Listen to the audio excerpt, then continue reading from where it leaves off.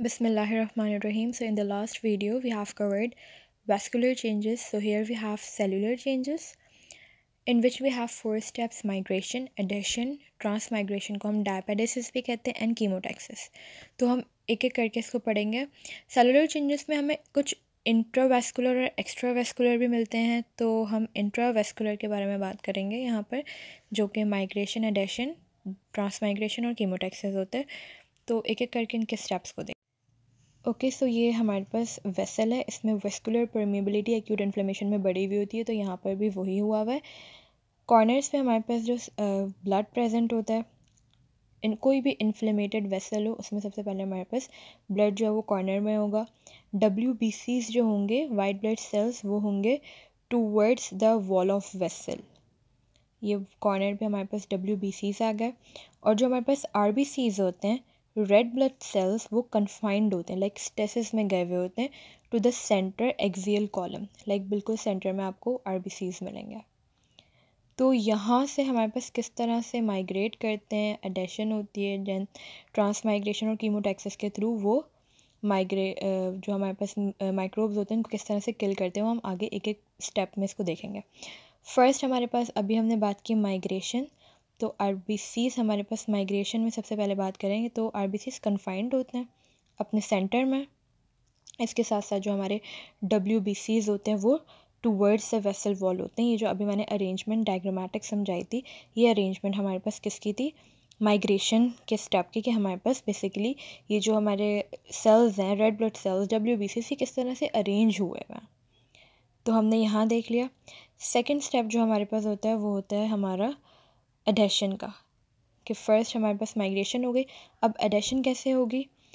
Adhesion में हमारे पास जो भी एंडोथेलियल सेल्स होते हैं जो कि एक्टिवेटेड फॉर्म में चले जाते हैं बाय साइटोकिन्स और अदर मीडिएटर्स एक्यूट इन्फ्लेमेशन में, वो क्या करते हैं, मॉलिक्यूल्स को अडहेयर करते हैं एक जगह. अब मॉलिक्यूल्स को अडहेयर करके हमें क्या मिलेगा वो हम देखेंगे. तो यहाँ पे हम लिखते हैं कि if endothelial cells are activated by cytokines and other mediators,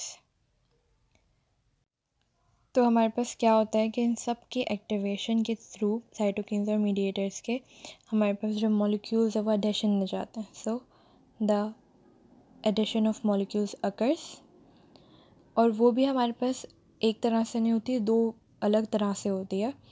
एक में हमारे पास लूज एडिशन नज़र आएगी हमें, दूसरे में हमारे पास नज़र आएगी फर्म एडिशन. तो अगर लूजली अटैच मॉलिक्यूल्स हैं या फिर हमारे पास एंडोथेलियल सेल्स हैं तो हमारे पास लूज एडिशन में चले जाएंगे, और कुछ दूसरी होती.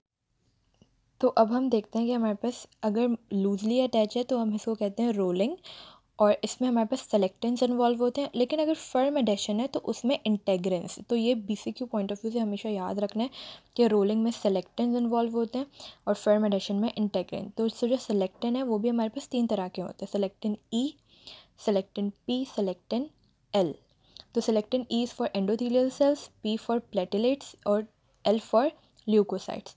तो सेलेक्टिन E जो है वो हमारे पास डायरेक्टली एंडोथेलियल्स पे जाएंगे, इसको CD62E बोलेंगे.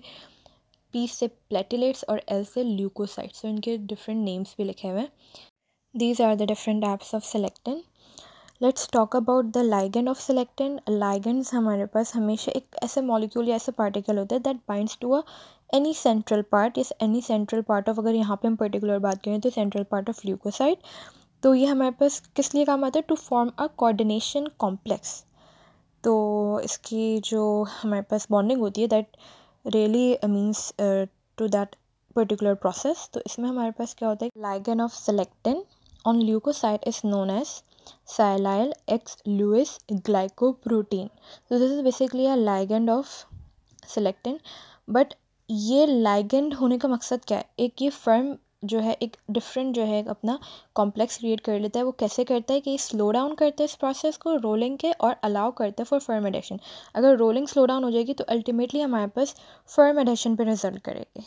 Now let's see what's happening in firm adhesion. So firm adhesion of leukocytes हमारे पास एंडोथेलियम में हो रही होती है थ्रू इंटेग्रेंस. तो इंटेग्रेंस हमारे पास क्या होते हैं, लो एफिनिटी स्टेट में होते हैं.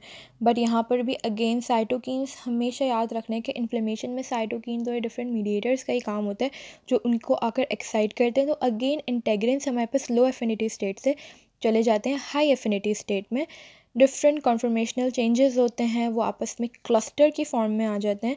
और अब हमारे पास ट्यूमर नेक्रोटिक फैक्टर और इंटरल्यूकिन 1 ये क्या करेंगे, एक्टिवेट करेंगे एंडोथेलियल सेल्स को to increase their ligands for integrin. अब वो लाइगेंड हमारे पास किसका था, सेलेक्टिन का, साइलाइल एक्स लुइस ग्लाइकोप्रोटीन, जो कि हमारे पास फर्म एडिशन को इन्हांस कर रहा था। अब इंटेग्रिन्स का भी तो कोई लाइगेंड होगा ना, तो जो इंटेग्रिन्स का लाइगेंड होता है वो होता है हमारे पास आई कैम। तो उसको हम देखते हैं कि वो हमारे पास, तो जो लाइगेंड आई कैम होता है ये क्या करता है, ये बाइंड करता है इंटेग्रिन्स के ल्यूकोसाइड फॉर्मे लाइक फंक्शन एसोसिएटेड एंटीजेंस के साथ। तो इसमें हमारे पास आ जाते हैं मैक 1 जिसको हम कहते हैं मैक्रोफेज एंटीजन 1। देन हमारे पास होता है वीकैम 1 जो कि वेस्कुलर सेल एडिशन मॉलिक्यूल होता है, और VLA जिसको हम कहते हैं वेरी लेट एंटीजन 4। तो हमारे पास जो आईकैम है लाइगेंड है इंटेग्रिन का, वो बाइंड करता है इन सब के साथ और रिजल्ट करता है like the stoppage of firm adhesion. हमारे पास फर्म एडिशन को लाइक टोटली स्टॉप कर देता है, मीडिएट करता है, बाइंड करता है और उसको स्टॉप कर देता है। तो हमारे पास फर्म एडिशन स्टॉप और अल्टीमेटली रोलिंग स्टॉप। तो अब हमारे पास नेक्स्ट क्या होगा, वो यहीं पर ही इस प्रोसेस पे ही हमारे पास जो ये माइक्रोब होता है वो अरेस्ट हो जाता है, क्योंकि एडेशन हुई, एडेशन होते होते ही हमारे पास ये सिग्नल्स हैं उन्होंने स्टॉप कर दिया। अब जाहिर सी बात है हमने माइक्रोब को क्या कर लिया, एक जगह के पे ग्रास्प कर लिया। अब उसकी ग्रास्पिंग के बाद हमारे पास क्या होगा वो हम देखेंगे। तो आईकेम का काम क्या होता है, हमारे पास सिग्नल सेंड करता है फॉर साइटोलॉजिकल चेंजेस। तो हम देख लेते हैं जो जिनके नेम्स हमने पढ़े थे। जैसे आईकेम जो है हमारे पास ये लाइगेंड है इंटेग्रिन का, वो किसके साथ अटैच होता है, फर्स्ट अटैच होता है LFA के साथ जो कि है integrin leukocyte function associated antigen, LFA leukocyte function associated antigen 1, ये इसके साथ बाइंड करते हैं। दूसरा हमारे पास है MAC1। MAC1 की हमारे पास फुल फॉर्म क्या होती है, दिस इज़ मैक्रोफेज एंटीजन 1। उसके बाद हमारे पास है वीकैम। वीकैम हमारे पास इसकी फुल फॉर्म जो है वो हमारे पास है वैस्कुलर, वी से वैस्कुलर, सी से सेल, ए से एडेशन एंड एम से मॉलिक्यूल, सो वैस्कुलर सेल एडेशन मॉलिक्यूल। और LF जो VLA है इसकी फुल फॉर्म है very late antigen 4।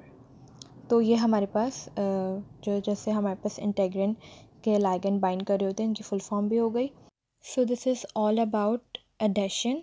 Next video में विल कंटिन्यू फ्रॉम डायपेटिस।